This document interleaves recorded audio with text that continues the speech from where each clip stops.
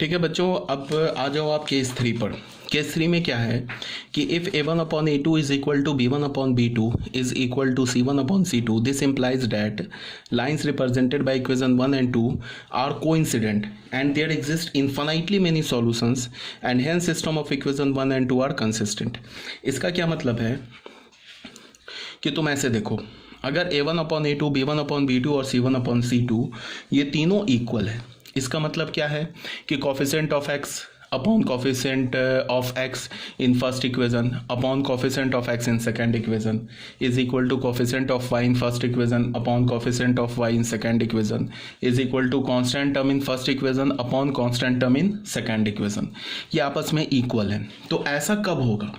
ऐसा तभी होगा ना कि जब तुम किसी भी या तो 1 इक्वेशन या तो 2 इक्वेशन किसी को भी एक कांस्टेंट से मल्टीप्लाई कर दो। जैसे देखो तुम मेरे पास फर्स्ट इक्वेशन है, इसको मैंने 2 से मल्टीप्लाई कर दिया, तो 2 से मल्टीप्लाई किया तो हमें सेकंड इक्वेशन मिल गया। अब यहाँ पे क्या है, a1 upon a2, b1 upon b2 और c1 अपॉन c2 ये तीनों आपस में इक्वल है, तो इक्वल हो गया। तो तुम इसमें ये जो फर्स्ट इक्वेशन और ये जो सेकंड इक्वेशन है ये दो डिफरेंट इक्वेशन नहीं है, ये दोनों सेम ही इक्वेशन है।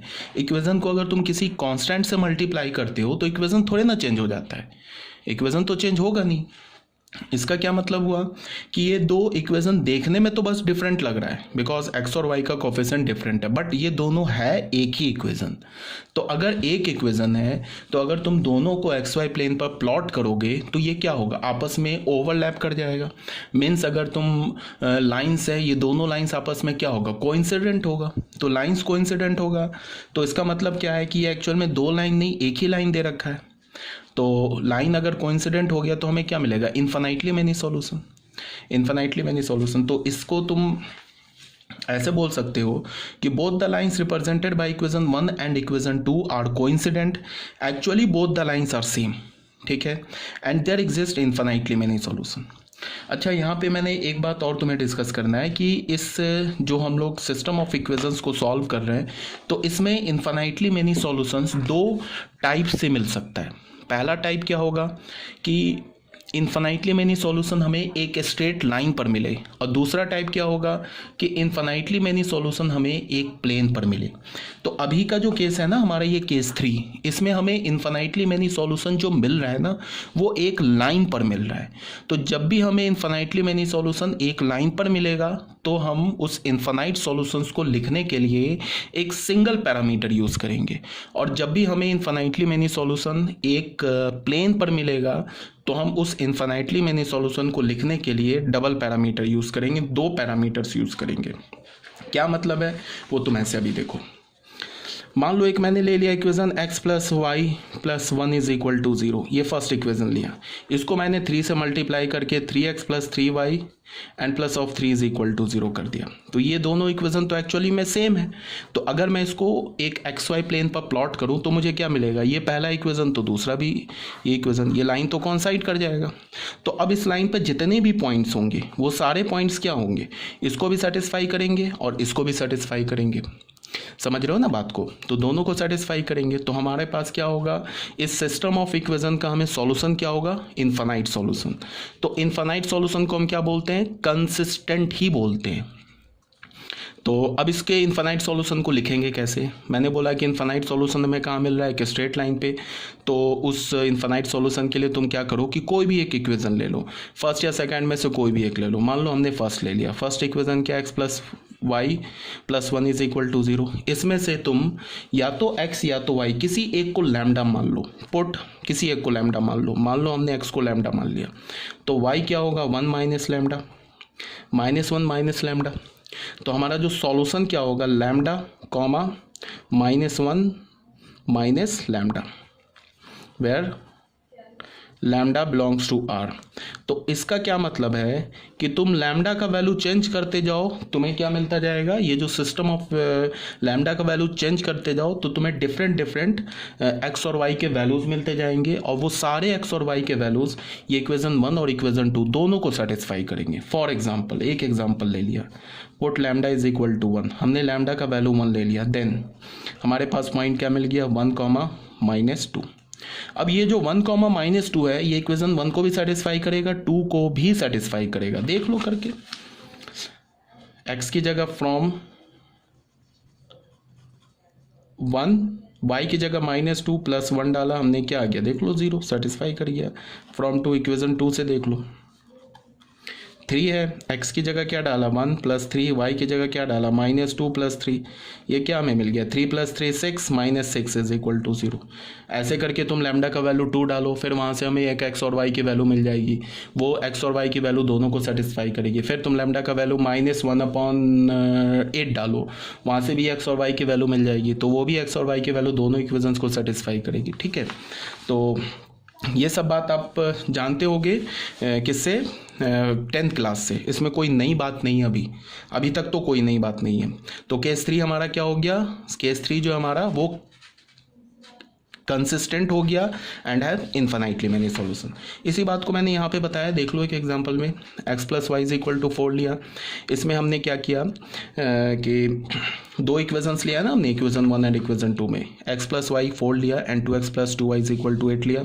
हमने a1/a2 b1/b2 और c1/c2 कैलकुलेट किया, हाफ मिल गया हमें। तो इसका मतलब क्या है कि ये कंसिस्टेंट है और इन्फिनाइटली मेनी सॉल्यूशन है। तो हमने कोई भी एक इक्वेशन उठा लिया, x + y = 4 उठा लिया, x का वैल्यू 0 लिया तो y का वैल्यू क्या मिल गया 4। तो x = 0 and y = 4 is one of the solution. ये हमारा जो 0,4 हो गया, ये एक सॉल्यूशन मिल गया दोनों इक्वेशंस का। फिर x का वैल्यू 1 लिया, y का वैल्यू 3 मिल गया, तो 1,3 दूसरा सॉल्यूशन मिल गया। फिर इसी तरह से हम क्या कर सकते हैं, x का वैल्यू हमने अल्फ़ा ले लिया तो y हमें क्या मिल गया 4 - अल्फ़ा। तो हम इन्फिनाइटली मेनी सॉल्यूशन को कैसे लिखेंगे, alpha and y = 4 - alpha, where alpha belongs to are.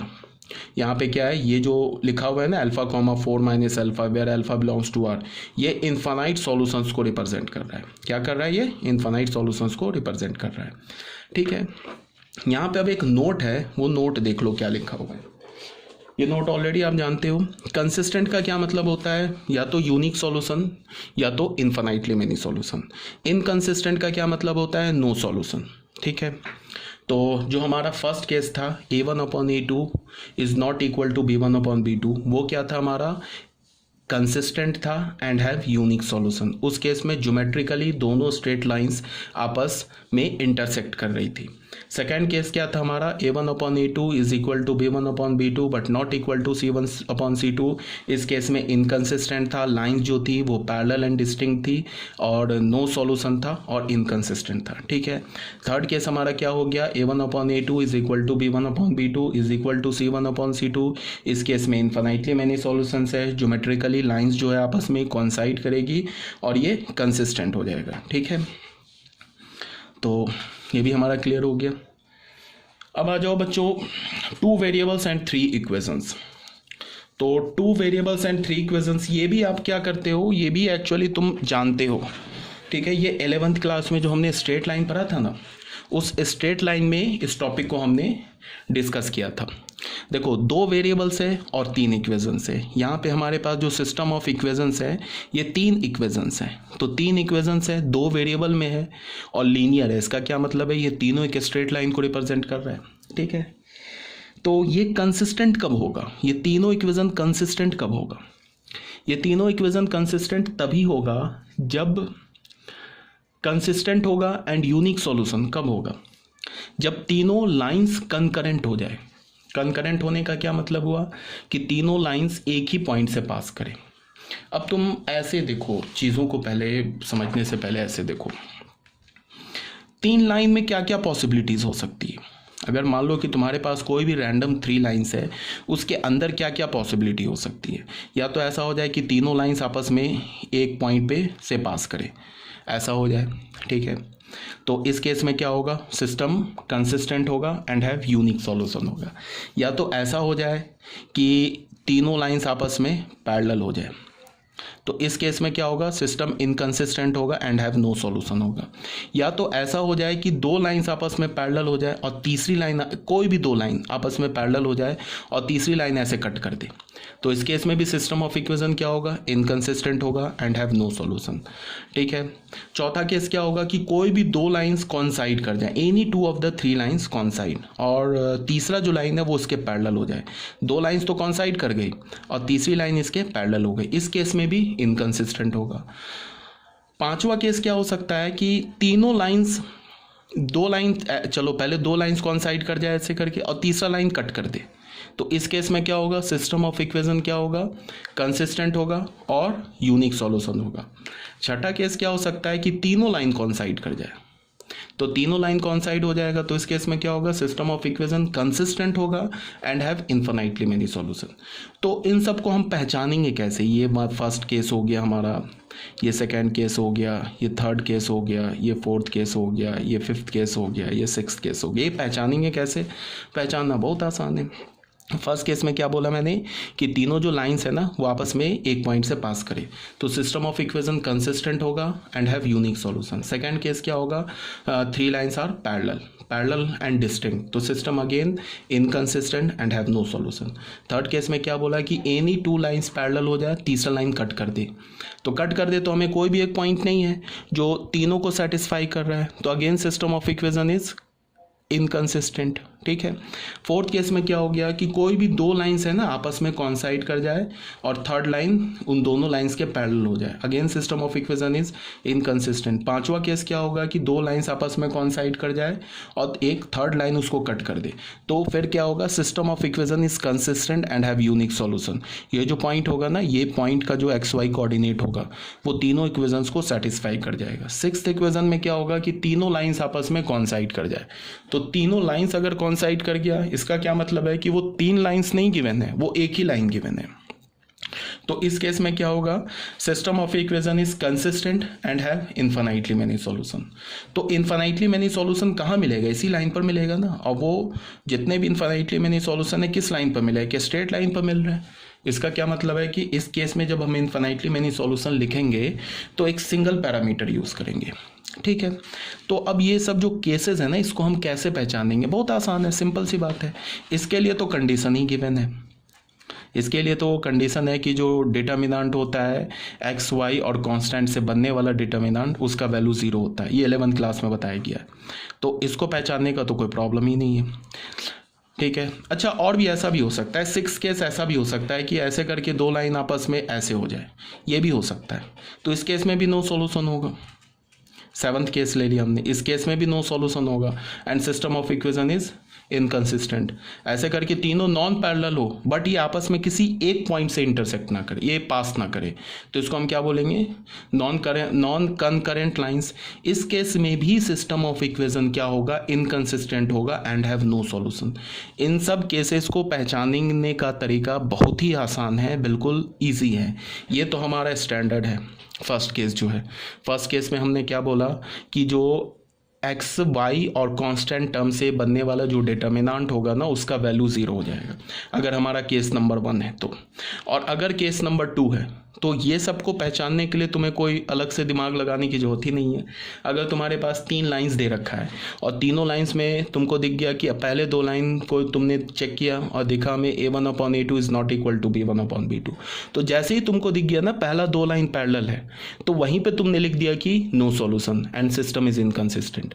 Because अगर फर्स्ट 2 लाइंस है ना आपस में पैरेलल हो गया तो तीसरा लाइन चाहे कैसे भी होता रहे सिस्टम ऑफ इक्वेशन तो हमेशा इनकंसिस्टेंट ही होगा। मान लो पहला 2 लाइन पैरेलल हो गया, ठीक है, तो तीसरा इसके नॉन पैरेलल भी हो जाए तो भी कंसिस्टेंट होगा, और तीसरा अगर लाइन इसके पैरेलल हो जाए तो भी कंसिस्टेंट होगा। तो अगर तुम्हें मान लो कि ऐसे दिख गया कि पहले 2 लाइंस तुम्हें पैरेलल दिख गए, पैरेलल कैसे पता चलेगा, a1/a2 is not equal to b1/b2, is equal to b1/b2 but not equal to c1/c2। अगर तुम्हें ये केस दिख गया तो इसका क्या मतलब होगा कि 2 लाइंस पैरेलल हो गए, तो जैसे ही 2 लाइन पैरेलल दिखे ना तुमको तुरंत तुम लिख दो system of equation is inconsistent and have no solution.